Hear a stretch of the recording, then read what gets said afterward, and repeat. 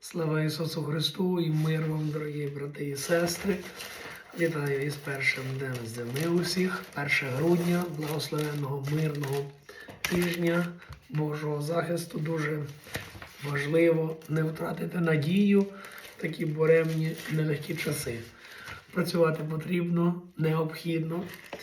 Так само молитися, підтримувати один одного. Наша надія на Бога, подяка нашим ЗСУ.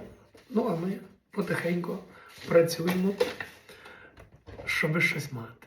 Ми інакше не дано. Здоров'я, мировезіння, Господнього благословіння.